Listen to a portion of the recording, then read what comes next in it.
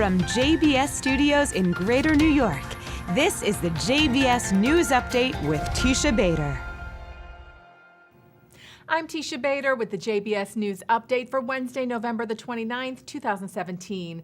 Israel police today arrested 2 Palestinians at the Tel Aviv Central Bus Station after they found a knife among their belongings. The 2 were taken for questioning. And a Tel Aviv court sentenced 3 Palestinians today to life in prison for a terror attack that took place in the city's Sarona market last year. In June of 2016, Palestinian cousins Muhammad and Khalid Muhamra opened fire on diners sitting in the outdoor market, killing Michael Feig, Ido Ben Ari, and Mila Mishayev. A 4th person, Ilana Naveh, collapsed and died at the scene. 41 people were also injured. The cousins, as well as a neighbor who drove them to the storage unit where they prepared for the attack, were each given 4 consecutive life sentences and 60 additional years in prison. Reuters reports that Israel will appoint a new ambassador to Jordan in an effort to restore calm after a diplomatic crisis earlier this year. If you recall, back in July, an Israeli guard at a residence within the Israeli embassy compound in Amman shot and killed 2 Jordanians after he was attacked by one of them. The other was hit by mistake.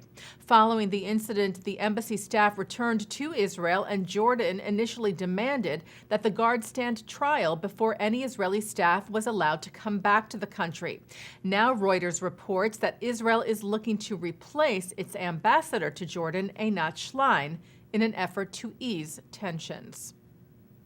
NATO announced that it recently signed a bilateral agreement with Israel. NATO said the agreement was signed on November the 14th by Director of NATO's Office of Security, Wendy Bashnan, and senior Israeli Defense Ministry official Nir Ben-Moshe in the ministry's Tel Aviv headquarters.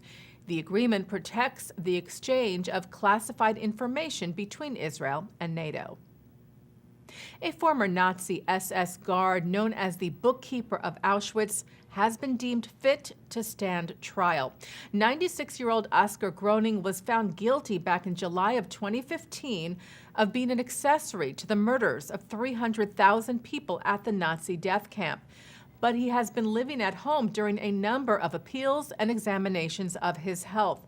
Today, a court in Celle, Germany said that despite his advanced age, Groening was well enough to serve his 4-year prison sentence with medical and nursing care provided to him while incarcerated. Groening's role at Auschwitz included sorting and counting money taken from those murdered at the death camp and sending it back to his Nazi superiors in Berlin.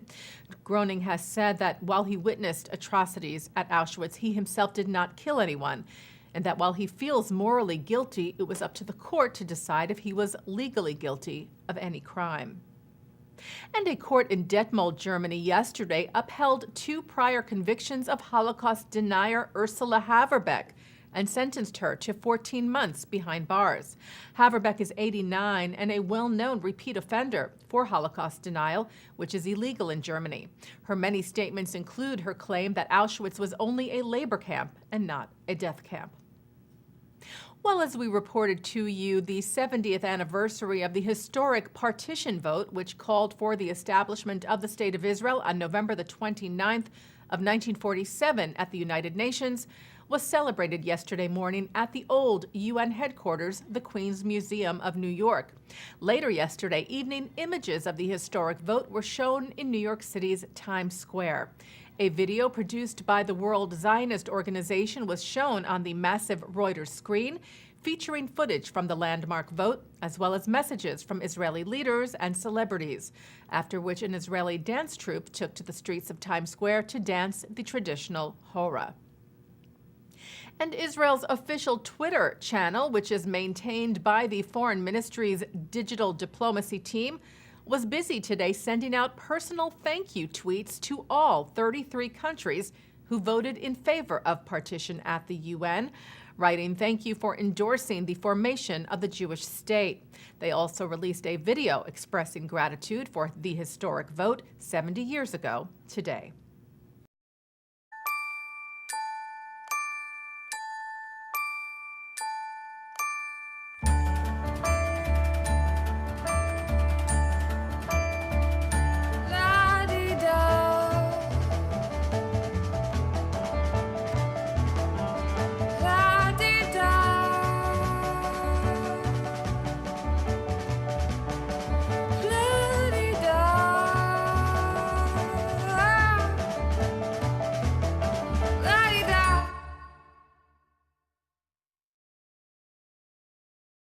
And taking a look now at our programming for tonight on JBS for Wednesday, November the 29th at 7 o'clock, it's From the Aleph Bet. At 7:30, Congressman Ed Royce discusses the importance of the State of Israel at the 2016 Jerusalem Post Conference.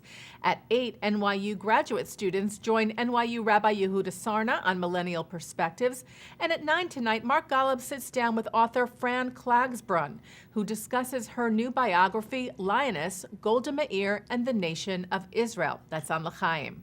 At 10, historian and journalist Avraham Rabinovich talks about the Yom Kippur War. At 10:30, it's Eye on Israel with Shachar Azani. And coming up right after this newscast tonight at 6:30, it's Thinking Out Loud with Micah Halpern. And that's the JBS News Update for Wednesday, November the 29th, 2017. I'm Teisha Bader.